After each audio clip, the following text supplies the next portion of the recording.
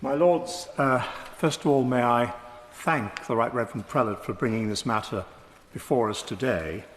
My contribution to this debate will be to strongly support a youth mobility scheme between the United Kingdom and European countries. But before putting my arguments for this, I would like to congratulate Lord Moraes on his maiden speech and thank him actually for mentioning me.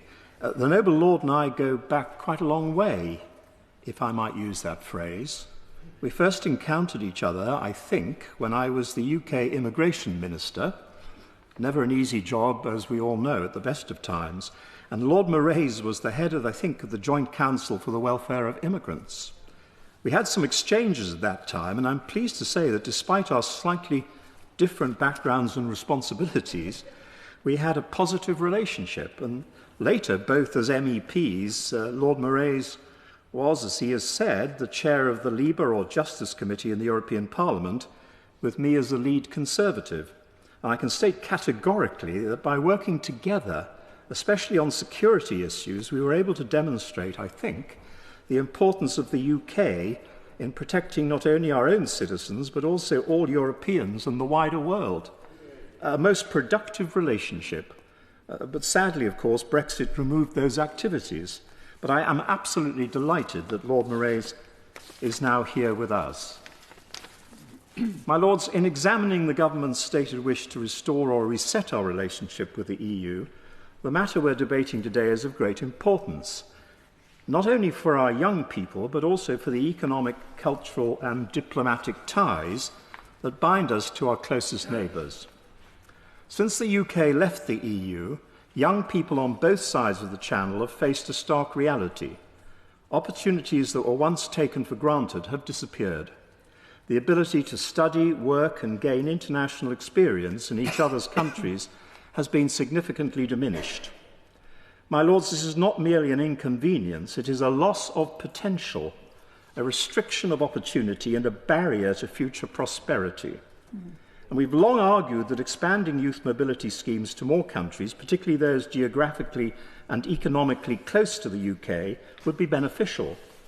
Sectors with fluid labour markets, such as hospitality, have relied on the participation of young workers for years. Of course, youth mobility schemes are not new, as other noble lords have already mentioned. But the UK already has agreements with countries such as Australia, Canada and Japan, allowing young people to live and work in those nations for a defined period. These agreements are reciprocal, well-regulated and mutually beneficial. There's absolutely no logical reason why a similar scheme cannot be agreed with Europe, and especially the EU itself.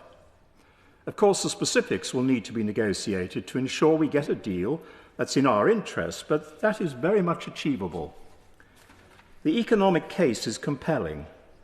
This is an initiative welcomed across business communities, across all sectors, and also widely seen by labour organisations and the third sector as a serious omission from our current relationships.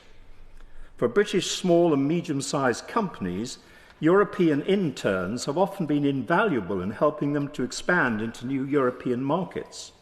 The long-standing practice among UK lawyers, and I speak as a lawyer myself, of spending time in an EU member state during their training or after qualification has been crucial for professional development and career success. However, this pathway is no longer accessible to those lawyers employed by firms without EU offices, as they cannot take advantage of the intra-corporate transfer provisions contained within the TCA. Similarly, the horticulture sector has, for example, for many years, sent students and young people to the Netherlands in the summer, while taking European students here, a system that has been fundamental on how they do business. Polling evidence also shows very strong public support for a youth mobility scheme. In August 2024, research by More in Common found that 58% of people think such a scheme is a good idea, compared with only 10% who oppose it. Breaking that down, 71% of those who voted Labour in the July general election supported the scheme, as well as a majority, 56%, of Conservative voters. Even among, I shouldn't mention it, but even among Reform UK voters, support stood at 44% with only 27% against. And those numbers demonstrate a broad consensus in favour of restoring structured opportunities for young people. A structured mobility scheme with the EU would enhance the UK's soft power.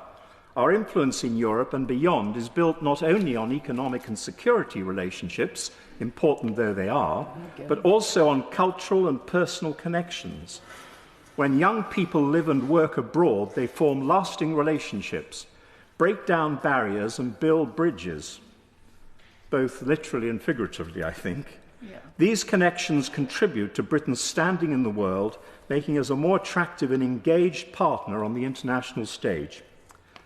Some are arguing that concerns about immigration should deter us from pursuing such a scheme, and one or two speakers today have done that. My Lords, as I have said, I speak as a former immigration minister. There is a clear misunderstanding of the proposals. A youth mobility agreement is not unrestricted migration. It is a temporary, reciprocal arrangement that benefits both sides. Those coming into the UK must have financial means to support themselves, and it does not offer a path to citizenship. It is not, my Lords, a return to free movement. We know that the EU has expressed its openness to having an agreement. The ball, to a large extent, I believe, is now in the UK's court. If we fail to engage constructively, we risk further diminishing our ties with our closest allies and depriving future generations of the opportunities their predecessors all enjoyed. The benefits of youth mobility are clear. But, my Lords, we must place this in the wider context of our relationship with Europe. This is not just good for young people. It's good for the UK and it's good for Europe. The EU has already put an offer on the table. Our government should now engage, negotiate and reach a fair and beneficial agreement without further delay. By doing so, we can secure meaningful gains across multiple sectors, foster a closer and more cooperative relationship with our European neighbours, and in doing so, enhance our collective security and economic prosperity. In conclusion, my Lords, this is an opportunity that we really must seize.